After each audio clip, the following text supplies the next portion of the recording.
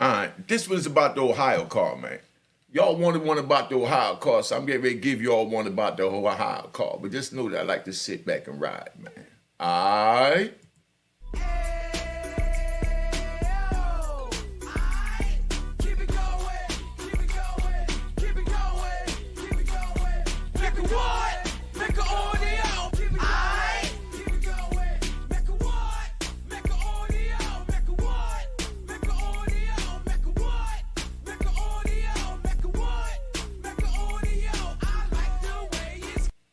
All right, Unique Mecca audio, man. This one's about the Ohio car. I'm gonna tell you about a good brother I met from Ohio. Y'all wanted one from Ohio.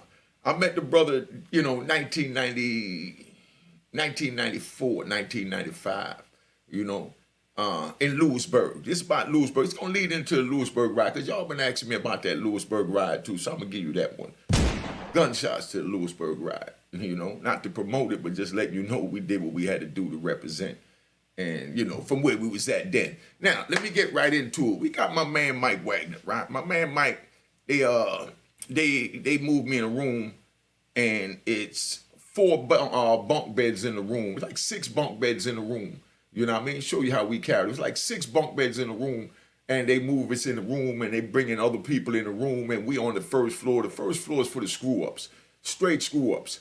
Every time you go to the hole, they got 3 floors. So you got the second floor, which was the DC floor. Third floor was really like everybody else, but all the DC dudes was on the second floor. You know what I mean? And then everybody else was on the third floor, and that was in our block. That's how it was. Then the first floor, that was the unit for the new people coming off the bus. Or if you go to the SHU, meaning the special housing unit from like the second and third floor, when you come out, the SHU, they put you on the first floor in Lewisburg, and the reception block, they called it, So nobody liked to be down there because people just coming in, from into the institution. They don't have nothing but institutional clothes. They pile up, they dirty. Dudes ain't even got cosmetics yet, so they not even really, taking care of their hygiene like they supposed to, unless they got a homeboy there. Like when I got there in Lewisburg, because like I said, I like to ride, so let me ride. When I get there to Lewisburg, you know what I mean? As soon as I hit there, my man Doo-Wop. Y'all seen this video, go check out my man Doo-Wop's video. As soon as I get to Lewisburg, Doo-Wop give me a big, those grocery bags they used to give out, you know what I mean, in a supermarket. That's what they gave us our commissary in there, so we had the grocery bags in the sale. Doo-Wop bring me a grocery bag with a bunch of cosmetics, lotion, deodorant, toothpaste, toothbrush, some soup, some popcorn, some mackerel, some rice, you know what I mean? And even threw some, some beans in there, for the protein, because Doo-Wop was big on the workout. But now, that's how they look out when you come. But when you on this first floor, it's, they don't really have nothing. And these are the dudes that keep screwing up, going to the hole because they making wine and sell it. They making knives to sell it. They stealing out the kitchen. They stealing people property. And it's just the screw ups on the first floor. You know what I mean? You go up to the second and third floor, then it's more organized up there where they get up, spread their beds, sweep their little area, keep their, cosmetic shelf dust off. But the first floor was like anything go, So when I first get there, they put me on the third floor, But I get up on the third floor, and I don't know how it happened, but maybe they realized I wasn't third floor material, so they moved me downstairs to the first floor. So I get in the first floor, and they put me in a room with, 6 bunk beds in it, You got one in every corner, and then, 2 in the side corners that was a little wider. So when I get down there, we got my man Mike Wagner from Ohio in there. Big shout out to Ohio. All right, calm down. We got my man Mike Wagner from Ohio up in there. So Mike up in the joint in, my man Snagger up in there, Wolf up in there, another homie named Bass from Haggardstown. You know what I mean? Mike Wagner was from Youngstown. This is the, this is one of the wildest brothers I met from Ohio. You know what I mean? Because I met a couple more brothers from Ohio that was official, but there wasn't a lot of brothers in the system back then from Ohio, because the feds wasn't really sweeping through Ohio like they were doing in the major cities. So that's why I don't tell a lot of Ohio stories, always asking for it. But, the few brothers that I know was official, I like to get in touch with them and get their permission to say their names before I say their names, because this is a gangsters channel. This not a channel where we just talk to talk and shoot out names. You know what I mean? Anybody I talk about, I was with. You understand what I'm saying? Or I know about through somebody that was with them, and I'm gonna let you know that too, so that you know what's first-hand information and second-hand information, and this is first-hand information. So now I'm in Lewisburg with my man. I'm moving the room to speed this up. I feel like going back to my old ways and talk about New York slick flash talk. So I'm gonna just speed this up so you can get to it till I get to the meat of my story. You know what I mean? So I get in the room. They got 6 bunk beds in the joint. So I got my homies in there. Like I said, it's Mike Wagner, it's Snagger, Bass, Wolf, and a dude out of Florida named Nard. There's 6 of us. You understand what I'm saying? There's 6 bunk beds. So we each had our own bottom bunk. We don't want nobody on the top, because when we laying down middle of the night, they give it to you raw how we do in prison.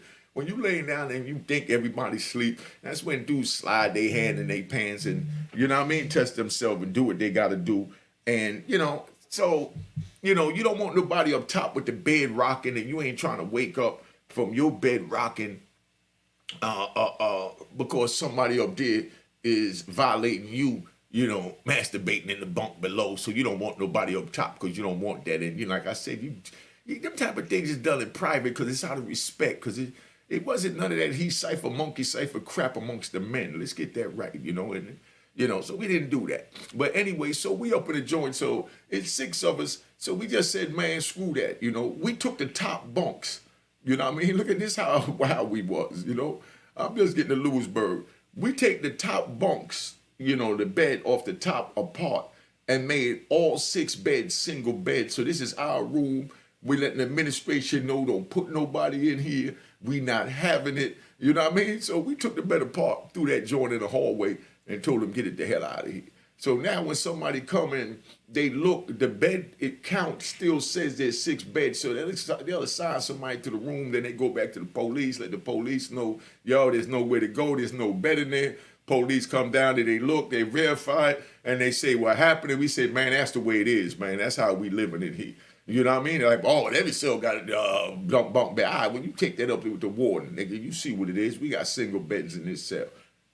Gunshots to the gangsters. So that's how we carried it. So all of us up in the joint now, and they hated us because they used to have a walkthrough once a week where the police come through. When the police come through, they they do inspection once a week. And, police try and do inspection in the morning, make sure your bed's spread in case the lieutenant come make a walkthrough. Our room was so messy that they never even opened our doors when these people came through the walkthrough. They'll just tell the administration, oh, no, skip that room. You know what I mean? And they didn't complain because they knew it was something that they didn't want them to see, to have to address about that room, because us 6 brothers wasn't going for none of that. You know what I mean? And like I said, I ain't geographical, you know what I mean? But that's why I'm letting you know, Youngstown, Ohio was Mike Wagner.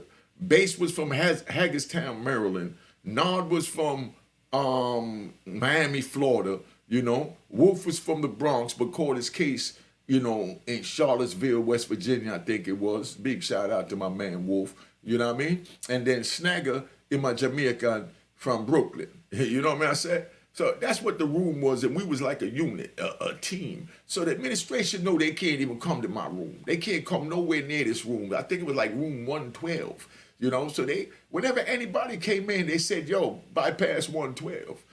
When they came in there, we had everything in there. You know what I mean? I mean, we just did what we wanted to do. Let's put it that way. So now they come through, and, then they had the Million Man March and all that came up, and O.J. Simpson with the beating the trail and all that was coming up. I guess everything was coming up, and America was coming to a racial boil. You know what I mean? And it trickled over in the prison system.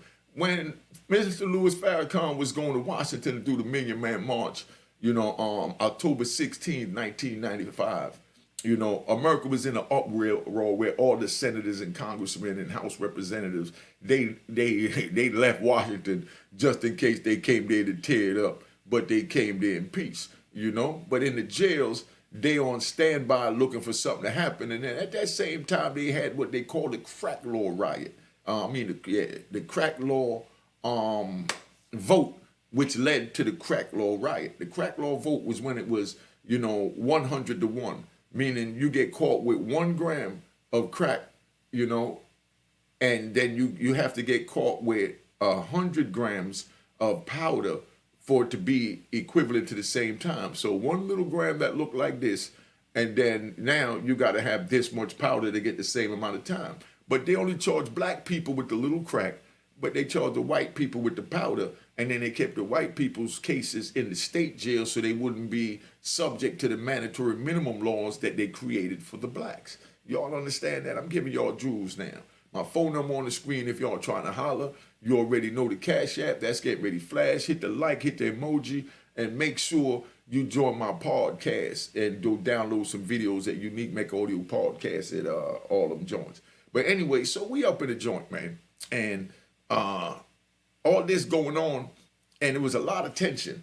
They had the Goon Squad is what they called it. If you ever seen the movie Ninja Turtles, them dudes with the big ass chests and shells and arm pads, knee pads, that's the Ninja Turtles. And that's what the Goon Squad is. They dress like that because they the ones that come in the unit to extract you when you carry on.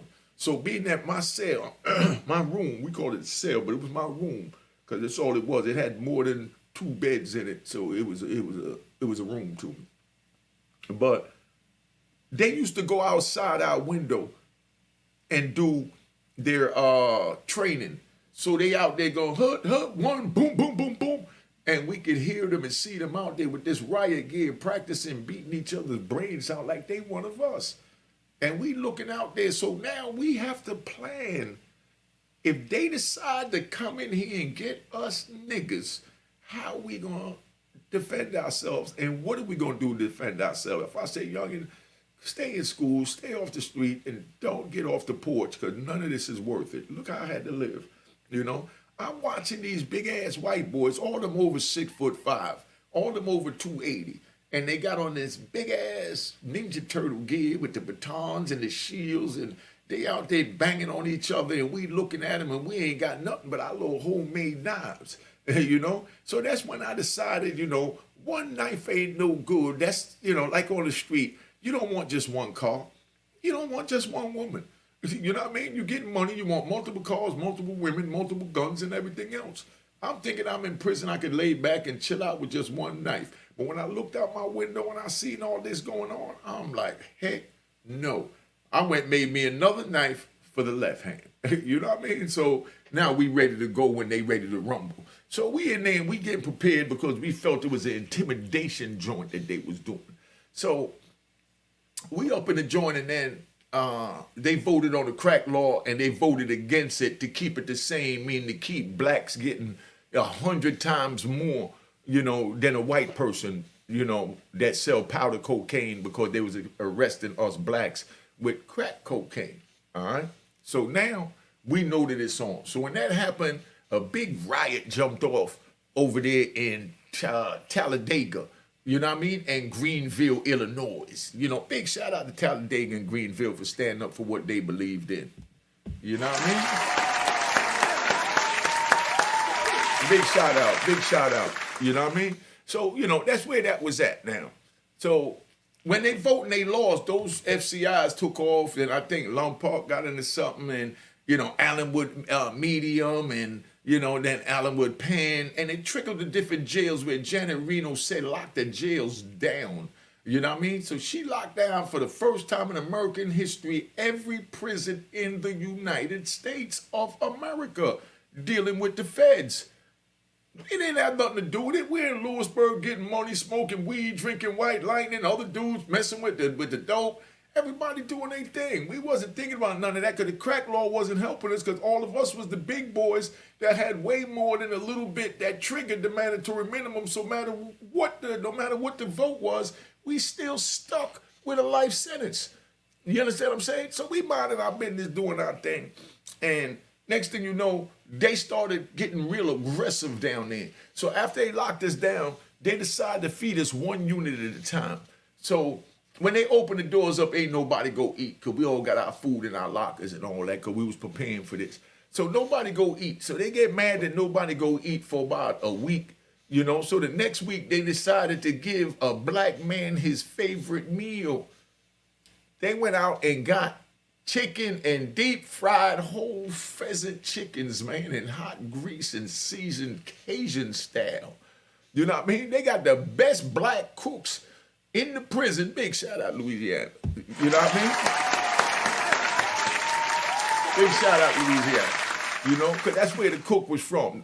So they did this chicken, man, that was so fire, you know, that we could, and it was like they turned out all the fans in the prison.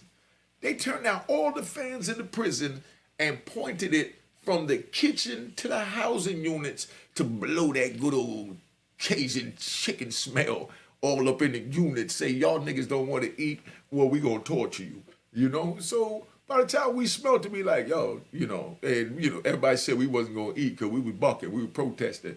Nigga was like, yo, dog, that chicken smell kind of good, family. You know what I mean? Other dude be like, yeah, I know, but, you know, we ain't supposed to be going down there. Ain't nobody going to eat. Yo, you know, we got to talk to the homies, man. We ain't eating a week. I mean, locker getting low and, you know, chicken smelling good. And you know what I mean? And I heard they have whole pheasants down there. So they send some chicken back to every unit. Show you how dirty they play. They sent back some chicken back to every unit for the police that was working. So when we walk by the police desk, we see the police with a whole pheasant, a chicken this big, man. You know what a pheasant is, man. It's a whole chicken, and it was deep fried, crispy, Cajun style. And this police in there eating, and he's saying that that's what they got in the kitchen for us today. So we're like, oh, man, you know what I mean? So now everybody getting a huddle. We're like, oh, we got to go get that pheasant, man. I ain't had one of them. I mean, I've been locked up, you know? So we said, screw that. So we decided to go down there. So they let us in there one unit at a time to make sure if something jumped off, they could control it, because one unit might have 150 people, whereas, you know, you put all the units in there together and run regular mainline, and you might have 1,000 people in there, 1,500 from all the inmates coming in and out to eat. And if something jumped off, they couldn't control it, so they let one unit out at a time. So by the time they let our unit out and we walk down there, we go in there to eat, they telling us we got 7 minutes to eat. Now, we in Lewisburg Penitentiary, we straight gangsters. Big shout out to the gangsters. Gunshots for my gangsters. Now, 7 minutes and to eat this good-ass pheasant, and nigga ain't eating about a week. You know what I mean? A hot meal other than with a stinger. Oh, no, if you don't know what a stinger is, that's where you take a wire, you know, like electrical cord, and you cut it, strip the two wires, and you wrap it around a nut. You know what I mean? And you plug it in and drop it in the water. The nut get hot, heats up the water. You take a plastic bag, put your food in it, sit it on top of the water. The nut is in the bottom of heating up. And, you know, it turns to steam, and that's what cook your food, because a lot of it, the food that they give us is pre-cooked. We even cook raw rice with that joint. You know how long that take. But anyway, like I said, I'm riding, so let me go on back. So now we back in the joint, and we in the kitchen. They tell us 7 minutes to eat. We're not trying to hear that. You understand what I'm saying? And, you know, we really want more than this one pheasant, because the joint was finger-licking good. You know what I mean? Kentucky Fried Chicken had nothing on this, you know, Louisiana brother that was laying it down. So now it was time to leave. They telling us that we couldn't take none of the food back to the unit. You know, in other words, like, you got to eat it here. You know, so, you know, we go leave. And when we walk out the joint, they searching everybody. They pat searching everybody to see if they got anything on them. So my man, you know, Mike Wagner, wild dude, go to wild, he walks out the joint and he got his hand in his jacket like this. You know, he got his hand in his jacket, you know, and he's like this with his hand in his jacket, and he's walking out the kitchen, and they see him. And they call him over there for a pat search. So when they call for a pat search, about 5 police surround them. So now me and all the homies, we surrounded 5 police. You know what I mean? And they like, yo, keep it moving, keep it moving. Nah, you know, y'all keep it moving, let our man come. And they said, nah, we get ready to search you. We said, all right, well, we get ready to watch you to make sure you don't try nothing. You know what I mean? So now other police come, and, you know, some other homies come now, and they got the other police surrounded. So it's a big standoff in the main line. You know what I mean? On the red top, you know, in front of the main line. So while we all out there, they telling, you know, my man take his hand out of his jacket. And he said, nah. And they telling us to go back. And we said, nah, we ain't leaving without him. You know what I mean? So my man Mike made a choice for us. He took off running. Woof.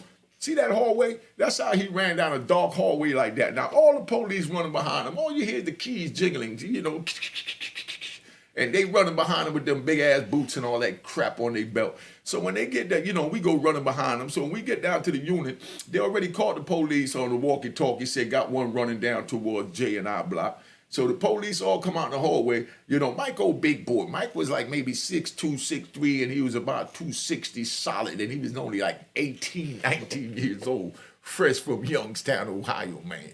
So you see what we had to work with. You know what I mean? So Mike runs in the joint. You know what I mean? So when he run in the joint, the police there, and he gets trapped on the on the stairs going upstairs, because like I said, it's 2 floors. So he stopped on the stairs, and he still got his hand in his jacket. You know what I mean? So they tell him, take your hand out. And he's like, nah. So now we all got him surrounded. We like, yo, back up, leave him alone. You ain't doing nothing to him. They say, nah, we taking him to the shoe. For what? For running. So what he ran? We ran. Nigga, lock us up too.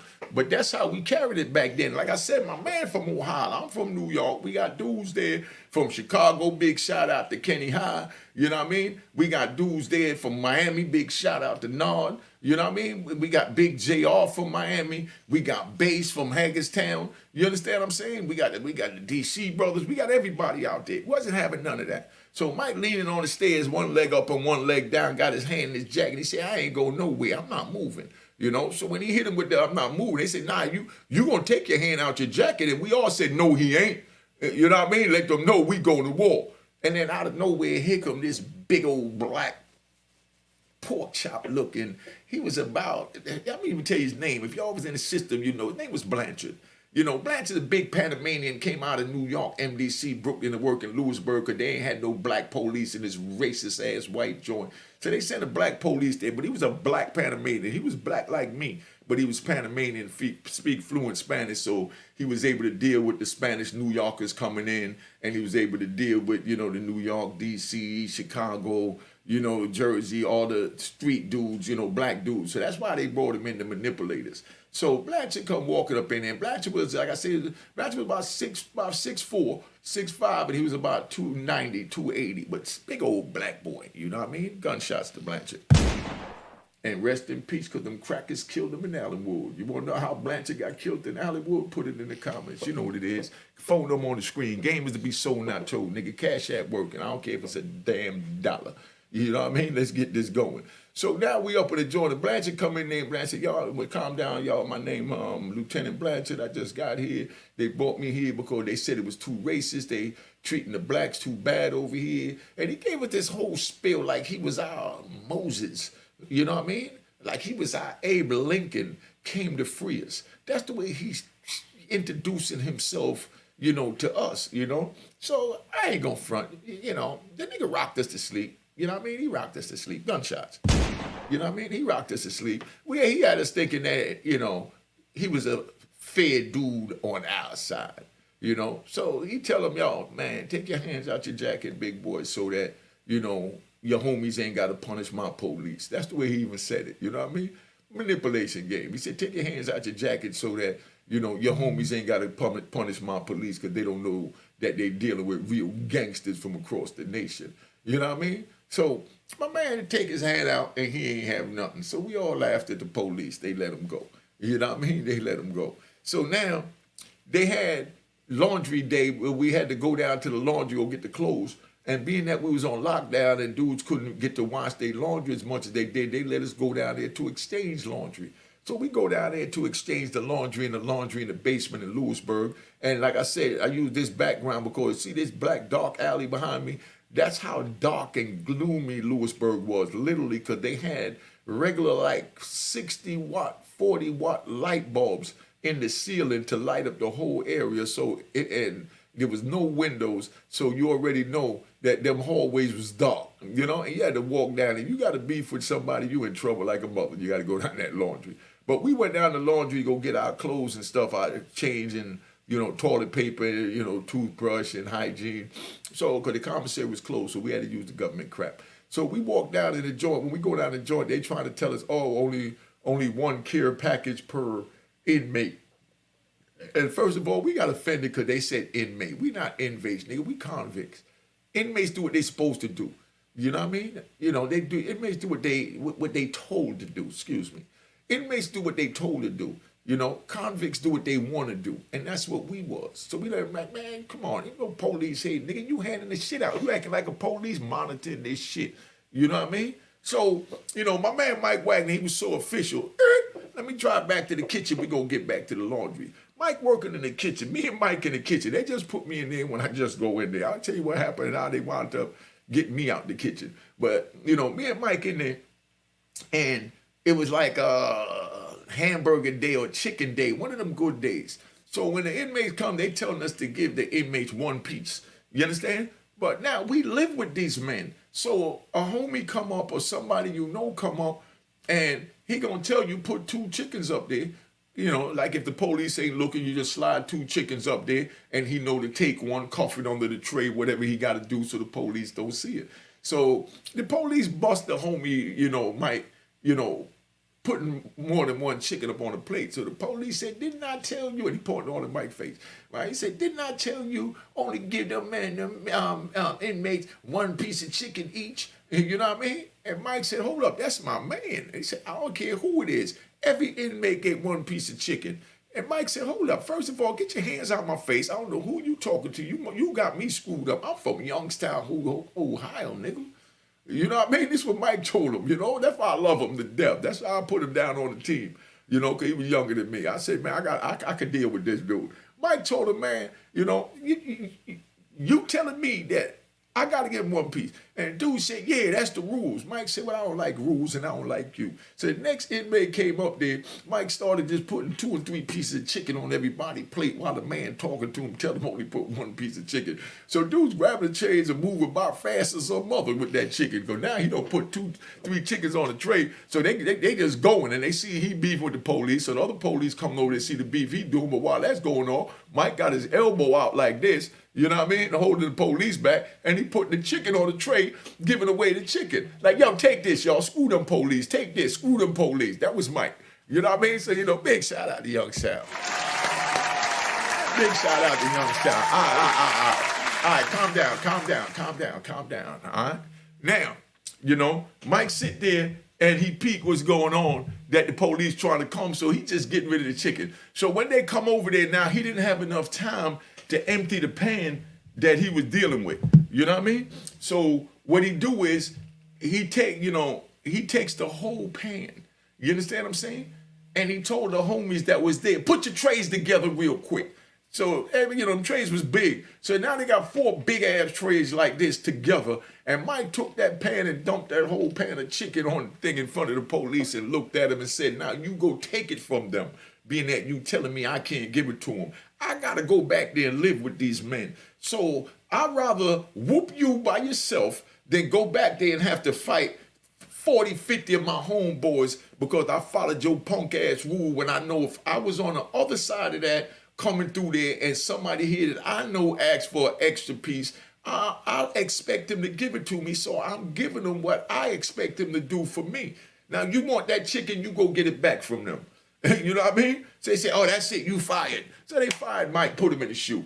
You know what I mean? So now, let's go back to the laundry. See, understand? There's a method to all the madness. Just sit back, relax, and enjoy the damn ride, man. All right? Just relax. Like I said, they got other channels, no disrespect. You quietly just tap out. So then now, we go back down in the basement in Lewisburg, and they tell us they're only going to give us 1 of the little care package. You know, Mike said, nah, man, what do you mean 1 kid package? You know, because this after Mike done made a stand for us and, you know, gave away all the chicken, fought with the police, because he had to fight them that day because he wasn't letting them put their handcuffs on. Let's get that straight. Mike is not the type of dude that the police come and say, hey, cuff up. No, Mike's not cuffing up. You know what I mean? So he fought for this movement. So now we're in the basement and the same scenario in the inmates, because that's what they were, inmates. They wasn't convicts like Mike. You know what I mean? The inmates tried to give him one thing and said the police said. So Mike went behind the counter, grabbed all that shit, and he started handing it out to everybody. You know what I mean? He said, go get your boss, nigga. And he handing out everybody, yo, how many you need? How many you need? And he giving it out like it's crack. You know what I mean? Big shout out to Youngstown, Ohio. Big shout out. You know what I mean? Big shout out. All right. Calm down, y'all. Calm down, man. Listen. So check. So now, so you youngins understand, if I'm telling you, don't go to prison, man. It ain't worth it, man. I mean, like I said, I done been there, done it all. I'm gonna give y'all a Larry Hoover story this week. You know what I mean? Cause I see everybody talking about free Larry Hoover, most definitely free the big homie. You know what I mean? But, I don't know how I feel about dudes that don't even know the man, didn't even take the time to study his cause. You understand what I'm saying? And they speaking on him, but everything is for views. But I'm gonna give you my experience with Larry Hoover this week. You know what I mean? Like I said, all my shit documented, nigga. Check mines. It's all in the computers. But anyway, so Mike gives out all the stuff. The dude got mad and tried to grab the bag from Mike that he was handing out the stuff in, and Mike snuffed him. You know what I mean? Mike snuffed him. So when he's snuffing out, all the laundry workers run up. So, me, Snag, all of us, we went up and, we got the rumbling with them and we doing our thing in the basement, and it's us against the little fake ass inmate laundry workers. But bottom line is, we all got locked up. You know what I mean? So now we come out and we went back to our block to start on the first floor. You know what I mean? So, matter of fact, they didn't even lock us up. They took us back to the unit.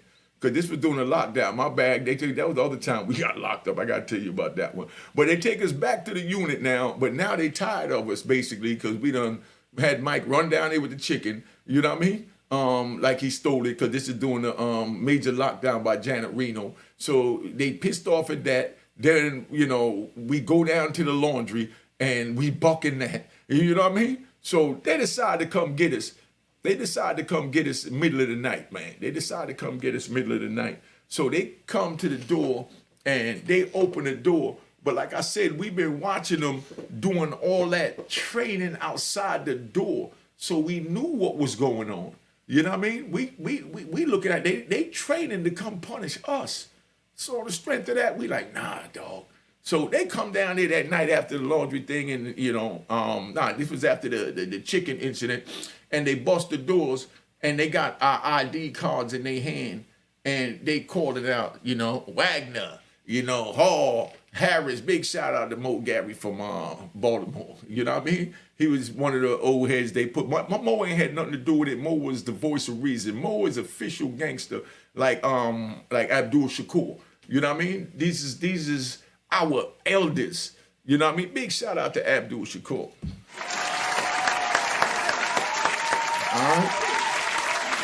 All right, calm down, y'all. Calm down. Big shout out to Abdul Shakur, my man, Mo Gary, out of Baltimore.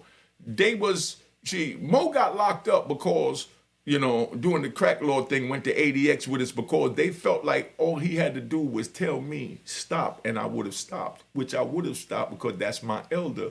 And I followed the chain of command the same way they followed the chain of command. But, Mo allegedly made a statement where he said, in the day room when everybody was trying to beg and plead with us not to fight the police, was trying to say, oh, we can't win. But we were like, nah, we got to fight for a cause. They are there with the crack thing, da-da-da, and they talk about coming here to get us, trying to carry us. We're not living under these conditions, da-da-da. And Mo made a statement, allegedly saying, what was the exact word? He said, man, don't y'all try and put out the fire in the younger warriors, because your fire, your light has been dimmed and you don't have the fight in you no more, But that's what warriors are for. They fight for the elders. So if they feel that their fight is just and right, we're not in a position to tell them what we would do, as elders, when we know that these is unjust times and this is what's supposed to be done that these young men is professing to do, And that's what got him sent to the ADX. Now, Shakur, Shakur, they railroaded Shakur. He went out to the other unit and he was just, documenting what was going on just to keep records so that the administration didn't try and change the narrative. And when they ran up in his cell, they found the notes that he was taking and took that and switched it and tried to make it look like he was dictating these orders. When I didn't even take my shahada this time. I was just a savage running around with 2 knives in Lewisburg, smoking weed, drinking wine, and looking for somebody to knock out. You know what I mean? And Shakur, was the imam for the Muslims. you know, and Shakur always tried to talk to us respectfully and let us know, you know what I mean, how to, you know, follow the sunnah. You know what I mean? And, you know, and calm down with our savage ways. But I wasn't ready to hear it. Like a lot of these youngins ain't ready to hear it. That's why I understand. And that's why I let you know that if none of this deteriorates you from wanting to, you know, to square up, as they say, you know what I mean? And go get a damn job, get your woman and lay down and fall in love instead of out here getting money, you know, screwing 10 different women and then thinking, you know, but I love a dog when she goes school the next Unique. Stop it. You know what I mean? If you think that that's what you want, go ahead and do it. But I'm telling you not to do it. But do what you want. Do you. But just make sure you handle the code and conduct of doing what you do by running on the street. And that means you don't tell on your comrade or no one. You claim responsibility for your own actions that you chose that got you caught up. Don't bring in another man. I said that really slow so that y'all could comprehend the words that are coming out my mouth. Now, don't get involved is what I'm telling you. But if you think you tough enough, know to shut the F up. All right, that's the bottom line. Gunshots to the suckers that want to tell, you know? But you got a choice not to do it, so you ain't got to worry about telling. So now, you know, that's what Shakur got locked up for. So now the police decide they coming down there, they coming to lock us up, you know, us in our block, because our block is the unit that, you know, caused the trouble when they first opened up in the kitchen with the chicken with Mike on the red top, having the police run down there, squared off down in our block in the stairway where they had to call the new house nigga Blanchard down there to calm us down. Then our block is the one that went in the laundry, wound up, you know what I mean, starting a big fight down the laundry. We couldn't even put him in the shoe that day, da-da-da-da. You know what I mean? So they like, nah, let's go to our block. So they come there with these ID cards and they call our name. When they call our names, we was already set up because we already went and got, you know, big barrels, you know, like the garbage pails. We got the garbage pails and filled it up with cold water. Now, put in the comments why we use cold water. Now, we filled the garbage pails up with cold water. We went got all the towels and all the sheets, and we piled them up in there, and we had the garbage pans with the cold water, you know, all around, you know, one by the shower, you know, because they got windows in the shower. We got one by the kitchen, one by the bathroom, you know, and then we got a couple in between the doors by the doors.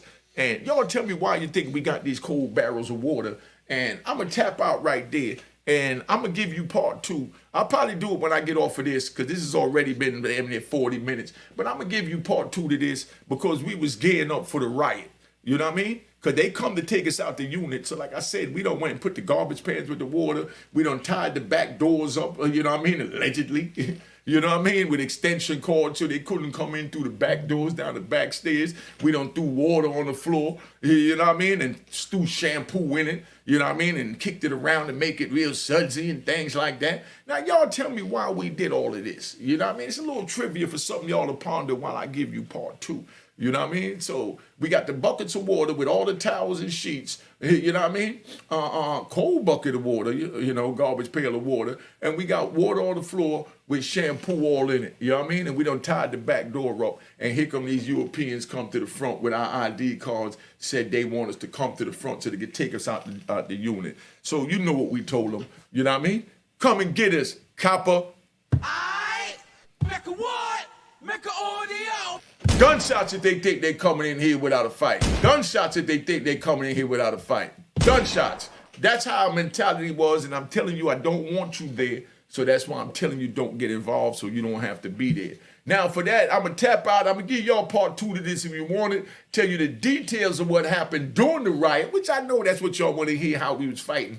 But that's how it led up to it with my man, you know, Mike Wagner from Youngstown, Ohio. He wound up going to ADX with me and met a lot of these characters, and you know what I mean? You know, I mean, come on, man. All right.